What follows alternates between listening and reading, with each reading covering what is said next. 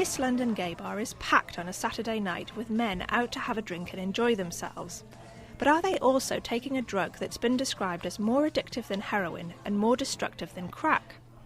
Over in America, drugs groups have been hosting the first national conference on how to tackle crystal meth. It's America's new horror drug, a stimulant 5 times more powerful than speed. It corrodes the brain, makes your teeth fall out, and seems to speed up the process of addiction.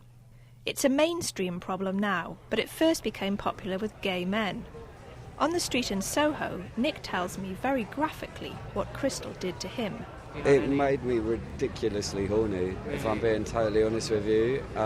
It made me want to fuck everything that moved. And I guess that's where the losing your inhibitions come from. It's this loss of inhibition that US health agencies are worried about. Crystal is now thought to be one of the main factors behind a rise in the number of new HIV cases. In New York, the figure went from less than 1,000 in 2003 to more than 5,000 a year later. Gary Lee has been leading the campaign against the drug. He was warning about its effects even before American groups saw the scale of the problem. Crystal has been around for years, he says, but it was a combination with Viagra that really fueled its explosion. What effectively happened was people started using Viagra alongside crystal and found that they could have great sex. It, basically erased all the barriers, all inhibitions just went out of the window, and it kind of just started spreading like wildfire throughout the States. I think what fueled it in particular were the circuit parties which were held in all the major cities, which were attended by thousands and thousands of gay men. So crystal started to become available at these parties, so it kind of fan out like that. Gary started a website, lifeormeth.com, to warn other men about the effects of crystal. It has photos of rotten teeth, a disintegrating brain, and a gouged-out arm of a self-mutilating addict. One man who logged on was Robbie in San Francisco, and he says it was such a wake-up call it saved his life. The first time that I did crystal meth was in 1992. I was 17 years old and a senior in high school. I had snuck away from my hometown and gone to the Mardi Gras celebration in New Orleans, where I met a man, and he proceeded to offer me some marijuana. And so we went to his hotel room and smoked marijuana. And from there, we got involved in a sex encounter. And afterwards, he divulged that he had crystal meth. And I asked for some, and I lied and told him that I had done it before. And I did it. My weight dropped, my facial shape sunk in, I became gaunt looking. After this continued for about 3 years, and I started to feel the shun of some of my friends and people in my community, and I started to lose jobs. I was paranoid. I thought that I was being followed by various government agencies as well as the mafia. One night, I was on the computer seeking out somebody to use drugs and have sex with, and in the process, I ran across a website called lifeormeth.com.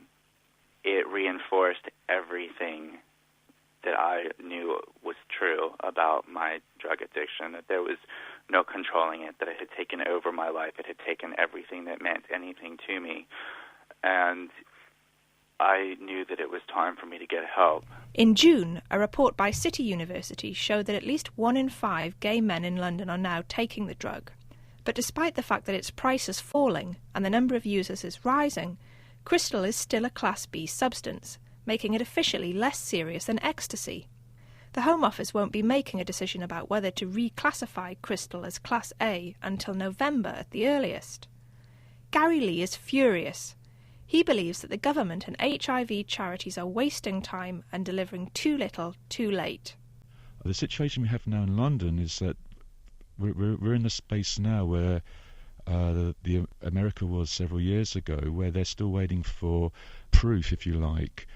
Several of the charities I've spoken to still deny that there's a link. They deny that there's a problem in the London gay scene. They don't consider anecdotal evidence as sufficient to sufficient enough to act.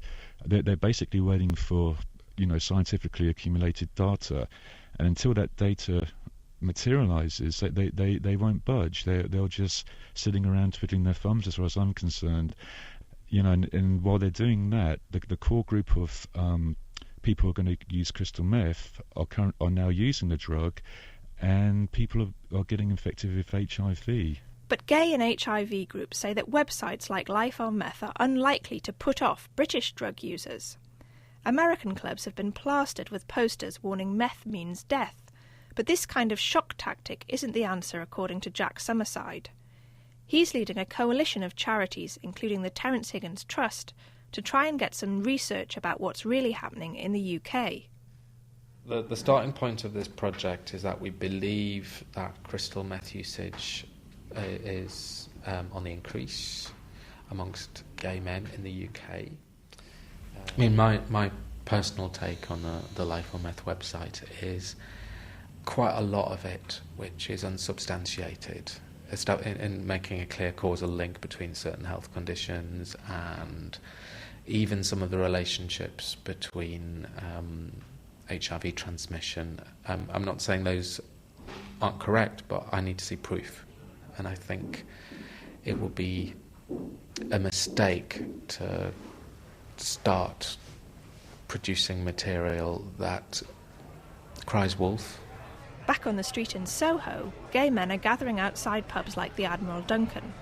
James is having a drink with some friends.